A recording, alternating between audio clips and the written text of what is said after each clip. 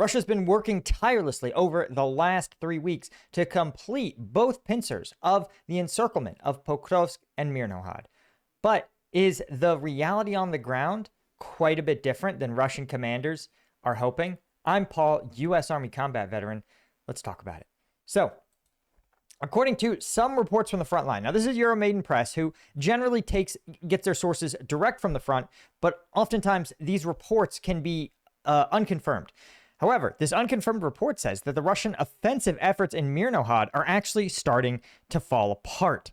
And according to, again, this is much more generous mapping than we have seen from some other more legitimate sources, or more sort of iconic sources. But it depicts the town of Mirnohad and Pokrovsk, right? One, it shows infiltration into Pokrovsk as kind of green here, whereas most other maps will try to pull up the analog here.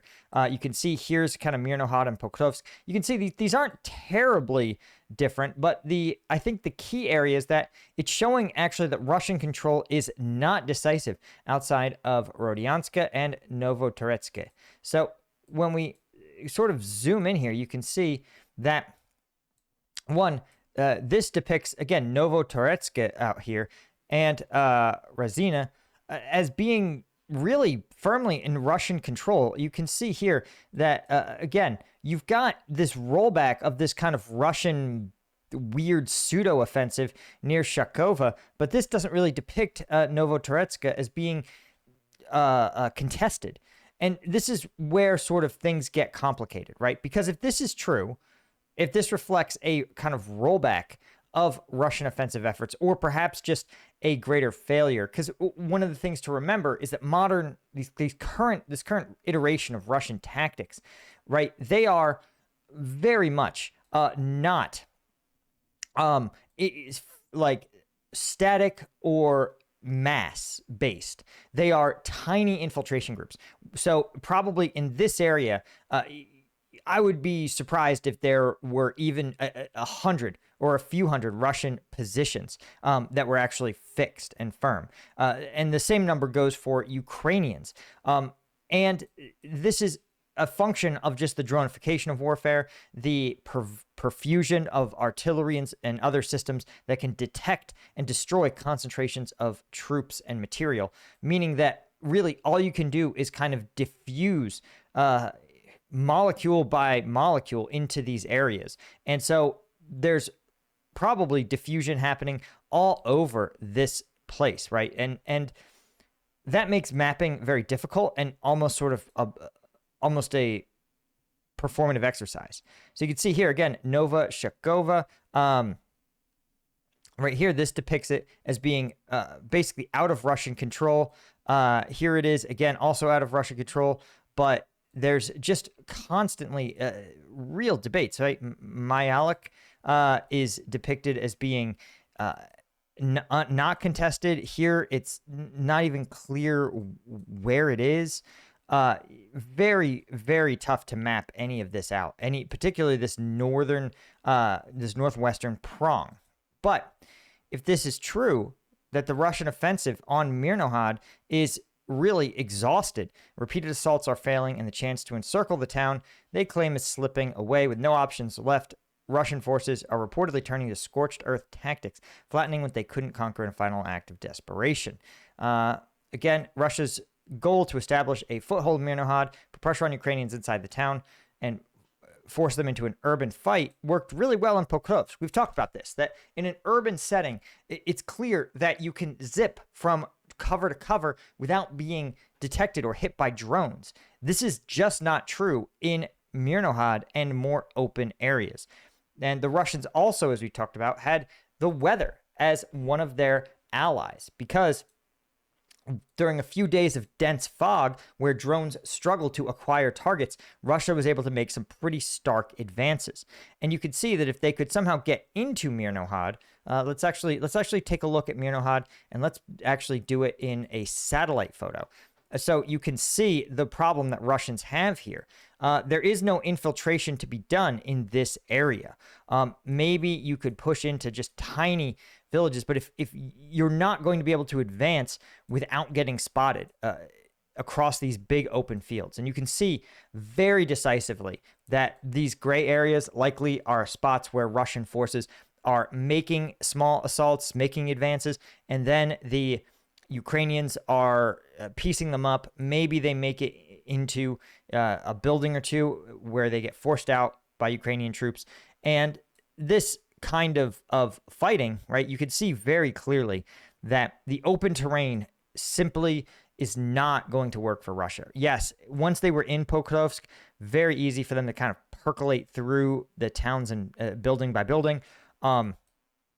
It's just not the case, right? Eventually, almost certainly, they will end up in Mirnohad. They'll probably have to advance through this little strip here, or maybe through this little strip here.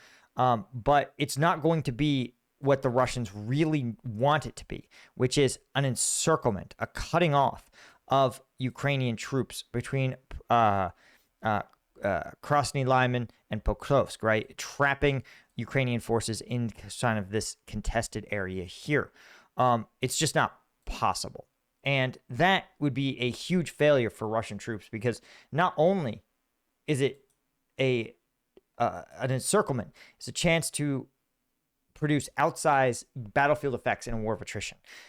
Because remember, if you can cut off Ukrainian troops from escape and resupply, which is easier said than done, again, when you only have groups of 3 to 4 to do it, you can cut off those troops inside that circle, then the simple lack of supplies will do the job that would otherwise require a gunfight. That's the appeal of an encirclement, right? How long can a human being go without water, right? 72 hours. So if you can cut off troops from water for 24 hours, right? And how long can you force them in any kind of fight before their ammunition simply runs out, right? A day, maybe.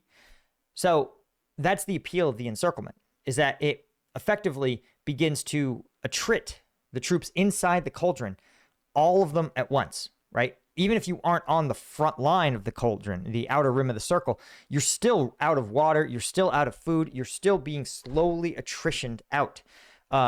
There's no fresh troops being brought in. It's a very powerful thing. And in a war of attrition, the ability to trap both men and material into a cauldron is just so appealing to Russian forces. But that's the problem, is that they have to complete the trap. They can't simply make it another high-cost offensive into an urban area, right? That's the Russians expending more men and material than they're going to gain. So again, as the weather has opened up, as the terrain has shifted in favor of Ukrainian forces, you're seeing exactly what we've seen all along, which is the Russian offensive scheme. It just is incapable of sustaining large-scale breakthroughs. It's just not. Only during this brief period, right? I mean, we're talking about, think about it, it's probably less than 10 days in a period of years where there has been dense, drone-blocking fog that allowed Russia to conduct actual, meaningful offensive assaults, right? And again, lots of assaults appeared to be a dozen, 24 troops.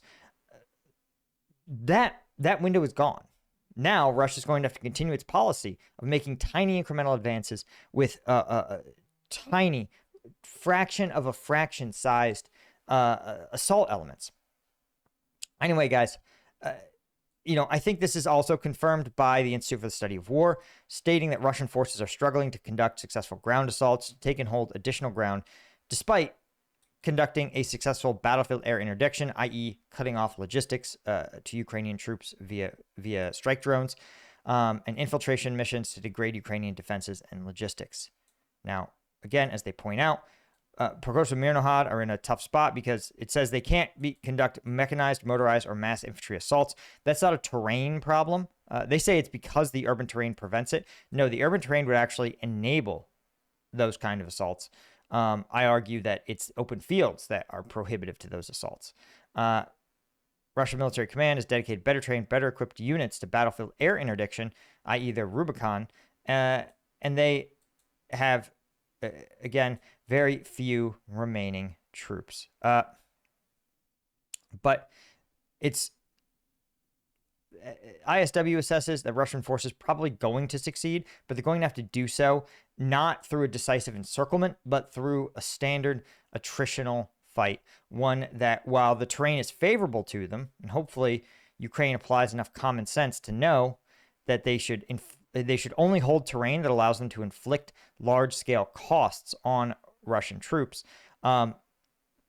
The inability of Russian troops to complete an encirclement and a cutting off is just going to turn this again into less of a decisive win and more of another bloody battle in which Russia expends men and material that, frankly, it increasingly seems like it doesn't have to lose. Anyway, guys, if you want to get access to uncensored combat footage, including some air interception videos from units that we've fundraised for, including, we're going to be checking out today some of their advanced interceptors, some of the first footage ever released of them, you can become a member either on combatvetnews.com or become a specialist tier and above member down there at the big old YouTube member, become a member button. Thanks to GMAT Club, Henry Roussier, James Porsche, Paul, Peter Fucci, all of our lieutenant tier members. I could not do without you guys. Appreciate you so much, and I'll see you in the next one.